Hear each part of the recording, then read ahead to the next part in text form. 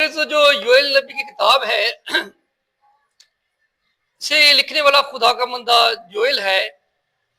English میں اسے Joel کہتے ہیں، اردو میں اسے یوئل کہتے ہیں. تو اس کا مطلب ہے عبرانی میں یہوہ خدا ہے. یہوہ کیا ہے؟ خدا ہے. تو بنی اسرائیل قوم سے خدا ہم کلام ہوا یوئل نبی کی معرفت، اور ایسا ہوا کہ بنی اسرائیل جو تھے وہ نافرمانی کرنے لگے، خدا کو چھوڑ کر وہ غیر معبودوں کی پرستش عبادت کرنے لگے، اور ایسی عبادت نہیں کرتے تھے جیسی عبادت خدا کو پسند ہے. بالکل اسی طرح جیسے کہ والدین ادھر بیٹھے ہیں، باپ بھی بیٹھے ہیں، مائیں بھی، تو آپ چاہتے ہی ہیں کہ بچے جیسا آپ چاہتے ہیں ویسا کام کرے. ایسی ہے بچے، باپ چاہتا ہے کہ باپ کی مرضی کے مطابق کام کرے.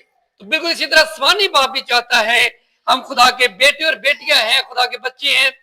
تو خدا نے انسان کو اس لیے بنایا کہ ہم اس کے ہم کریں، پرستش کریں، خدا کے نام کو کیا دے سکے؟ جلال دے سکے.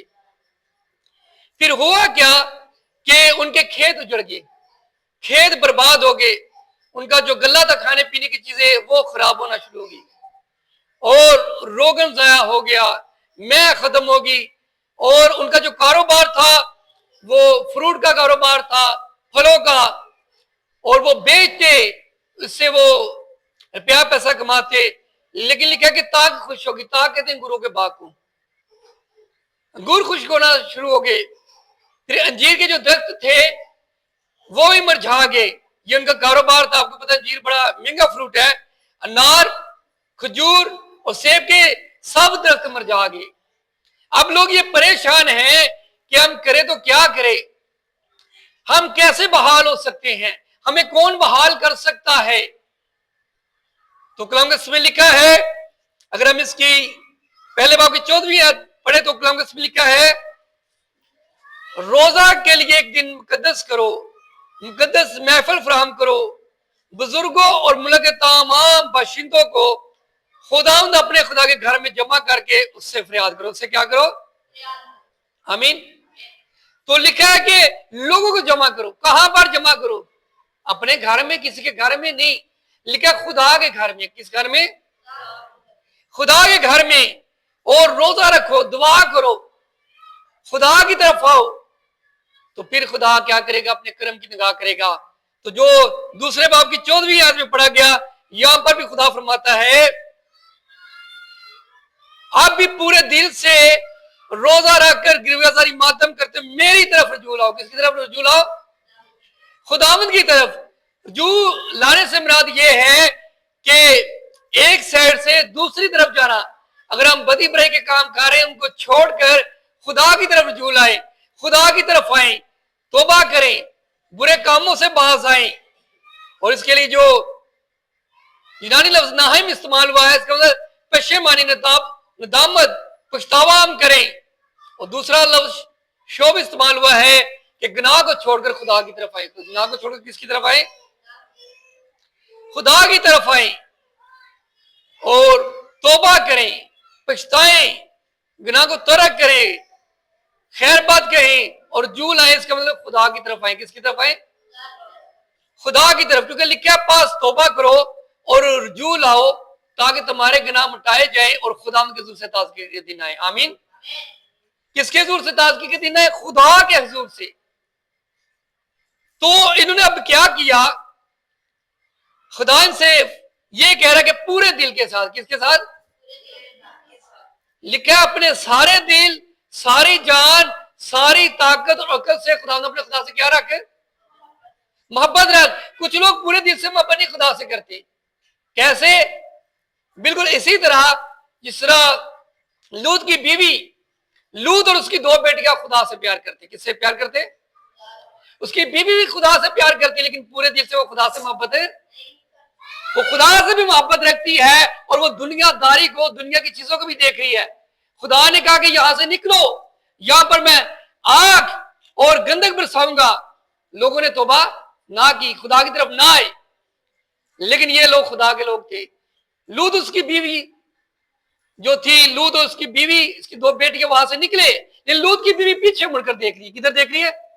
کہ میرا تو اتنا عالی شان گھر ہے، میرے گھر میں تو اتنی ساری چیزیں ہیں، وہ دنیا کی چیزوں کو دیکھ رہی ہے. کس کی چیزوں کو دیکھ رہی ہے؟ کیونکہ کلام میں لکھا ہے کہ انسان خالی آتا تھا اور خالی آتی دنیا سے جاتا ہے، لیکن ہم خدا کی طرف دیکھنا شروع کریں. خدا جو کہہ کرنے میں دھیما اور شکل میں کری خدا ہے، خدا کر میں نگاہ کرنے والا خدا ہے. اس کی بیوی نے پورے دل سے خدا کے ساتھ محبت نہ کی تو اس کا نتیجہ کیا نکلا کہ وہ نمک کا ستون بن گئی وہاں پر. تو یہاں پر اس لیے خدا کہتا پورے دل کے ساتھ، تھوڑے دل کے ساتھ. یہ نہیں کہ آپ خدا کی عبادت کریں، خدا کی پرست کریں، پھر آپ غیر معبودوں کے آگے بھی جھکے، جھوٹ بھی بولے، گالیاں بھی دے، لڑائی جھگڑا بھی دے، اور پھر آپ کہ ہم خدا کے لوگ ہیں، خدا کی عبادت کرتے ہیں، خدا کی پرستش کرتے ہیں، جبکہ خدا کے لوگ ایسا نہیں کرتے. خدا ان سے کہتا ہے میری طرف رجوع لاؤ، میری طرف آؤ. کس کی طرف آؤ؟ اور لکھا ہے 13ویں آیت میں، اور اپنے کپڑوں کو نہیں بلکہ دلوں کو چاک کرو. کس کو چاک کرو؟ اب یہودی کیا کرتے تھے؟ جب وہ روزہ رکھتے اپنے کپڑوں کو پھاڑ لیتے اور کیا کرتے؟ اپنے پر خاک ڈال لیتے، راکھ ڈال لیتے، اور وہ روزہ رکھتے تھے اور وہ اپنے کپڑوں کو چاک کرتے تھے کہ لوگ جانیں کہ ان کے سر کے اوپر خاک ہے، ان کے کپڑے پھٹے ہوئے، تو یہ روزے میں ہے. کس میں ہے؟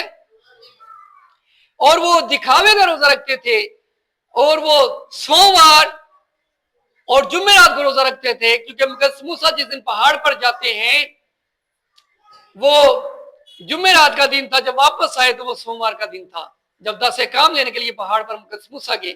تو ان 2 دنوں میں سستا بازار لگتا ہے.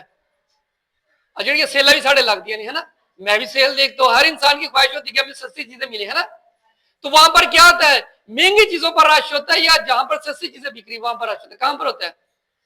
ہمارے ادھر بدھ بازار بھی لگتا ہے نا، تو بہت رش ہوتا ہے ایسے بازاروں پر. تو سستا بازار لگتا تھا یروشلم کے چوک پر ان 2 دنوں میں، سوموار اور جمعرات کو.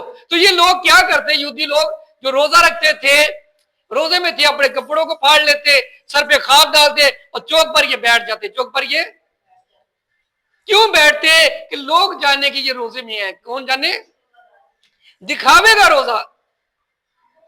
تو 2 ہفتے پہلے بھی ہم نے سیکھا تھا کہ دکھاوے کا روزہ خدا کو پسند ہے، یعنی کہ یہ خدا سے بھی پیار کرتے لیکن پورے دل سے خدا سے محبت نہیں کرتے تھے. اس لیے خدا نے کہا کپڑوں کو چاک کرنا بند کر دو. کپڑوں کو چاک، اپنے اوپر راکھ ڈالنا. بلکہ یسوع مسیح نے بھی کہا تھا متی کی انجیل 6 باب میں کہ اپنے سر میں تیل ڈال، منہ دھو، نہا دو، کسی کو پتہ نہ چلے کہ تیرا کیا ہے. ایسا روزہ خدا کو پسند ہے. تو یہاں پر بھی خدا کہہ رہا ہے میری طرف متوجہ، یعنی کہ میری طرف کیا کرو؟ توجہ کرو، خدا کی طرف دیکھو. کس کی طرف دیکھو؟ تو یہی بات خدا کے بیٹے یسوع مسیح نے کہا کے بارے میں لکھا ہے کہ ایمان کے کامل بننے یسوع مسیح کو تکتے رہو. آمین.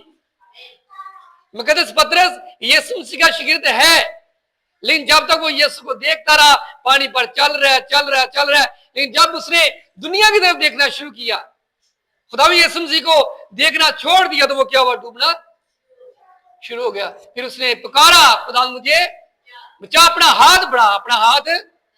تو بالکل اسی طرح بڑی صحیح قوم نے، یہودی قوم نے کیا کیا؟ یہ دنیا کی رسم و رواج کی طرف چلے گئے. خدا نے کہا تھا کہ تم نے غیر قوموں کی رسم و رواج کی طرف نہیں جانا. خدا کو چھوڑ کر انہوں نے دنیا کی طرف دیکھنا شروع کیا. تو اس کا نتیجہ کیا نکلا؟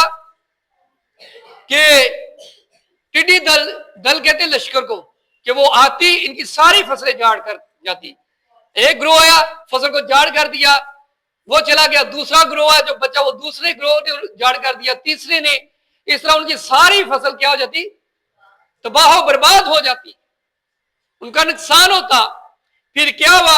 ان کی مے ختم ہونا شروع ہوگی.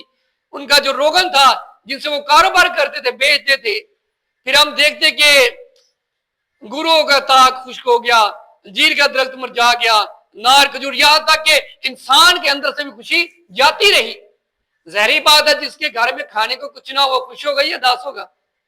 جس کے پاس صرف پیسہ، جس کا کاروبار تباہ برباد ہو جائے، اس کے اندر سے خوشی جاتی رہتی. تو ان کی زندگی سے خوشی جاتی رہی. لیکن خدا ان سے فرماتا ہے کہ تم سارے کام چھوڑ کر، خدا کہتا میری طرف دیکھو. کس کی طرف دیکھو؟ میری عبادت کرو، میری طرف رجوع لاؤ، روزہ رکھو، دعا کرو، لیکن کس کے لیے؟ خدا کے لیے. تو کہتا کہ وہ کہہ کرنے میں دھیما اور شفقت میں گری خدا ہے. تو بنی اسرائیل قوم نے ایسا ہی کیا. بنی اسرائیل قوم نے بچوں کو، بڑوں کو، دولہا دلہن کو سب کو اکٹھا کیا خدا کے گھر میں. کہا کس میں؟ خدا کے گھر میں. انہوں نے خدا کی عبادت کرنا شروع کر دی. تو کلام اس میں لکھا ہے کہ خدا نے ان کو برکت دینا شروع کر دی. خدا نے ان کو بحال کرنا شروع کر دیا. خدا نے ان کی ضرورتوں کو پورا کرنا شروع کر دیا. اور کلام اس میں لکھا ہے کہ پاس اے بنی سیون خوش ہو اور خدا نے اپنے خدا میں شادمانی کرو. آمین. خدا نے اپنے خدا میں کیا کرو؟ شادمانی کرو.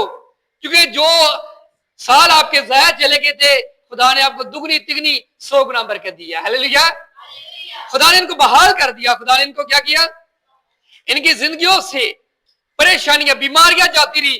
اب انجیر، انگور، انار، سیب کے درخت پھر ہرے بھرے ہونا شروع ہو گیا. آمین. اب درختوں پر پھر سے پھل لگنا شروع ہو گیا. کون سا پھل؟ وہ جو انگور کا، انار کا اب پھل لگنا شروع ہوگا. خدا نے پہلے سے بھی زیادہ پھل اس درخت پر لگائے. ان کو برکت دی، فصلیں ہری بھری ہوگی. لوگوں کی زندگی میں شادمانی خوشی آئی. لوگوں کی زندگی ہری بھری ہوگی. آمین. بالکل اسی طرح یہ سنسرے کا انگور کا کی درخت جو ڈالی مجھ میں قائم رہتی وہ بہت سارا پھل لائے گی. یہ لوگ خدا میں قائم ہو گئے. خدا نے ان کو پھر سے ہرا بھرا کیا. ان کی ضروریات کو پورا کیا. ان کی آٹے کی مٹی پر، تیل کی کپی پر، پیسے پر خدا نے برکت دینا شروع کی. ان کی زندگیوں میں، ان کے خاندانوں میں، بچوں بڑوں میں برکت آنا شروع ہوگی. یہاں تک ان کی فصلوں پر خدا نے برکت دینا شروع کر دی. مال میشیوں کو برکت دینا شروع کر دی. اور ان کے جو پھل کے درخت تھے جو یہ بیچتے سیل کرتے خدا نے اس میں برکت دینا شروع کر دی. آمین. کیوں خدا نے ان کو بحال کیا؟ اس کی وجہ کیا تھی کہ خدا کی طرف آئے. کس کی طرف آئے؟ خدا کی مرضی کو پورا کرنا شروع کیا. تو بالکل اسی طرح آج میں اور آپ خدا کی طرف آئیں، اس کی مرضی کو پورا کرے. تو جس طرح خدا نے ان کو بحال کیا خدا مجھے اور آپ کو بھی کیا کرے گا. اور خدا کہتا کہ اور تم خوب کھاؤ گے اور سیر ہوگے. اور خدا نے اپنے نام کی خاطر جس نے عجیب سلوک کیا ستائش کرو گے. آمین. وہ کہتا میرے لوگ کبھی شرمندہ نہ ہوں گے. اور پھر اس نے کہا 27ویں آیت میں دوسرے باب کی، تم جانو گے کہ میں اسرائیل کے درمیان ہوں، میں خداوند تمہارا خدا ہوں اور کوئی دوسرا نہیں، اور میرے لوگ کبھی شرمندہ نہ ہوں گے. آمین. تو وہی خدا میرا اور وہی خدا آپ کا بھی خدا ہے.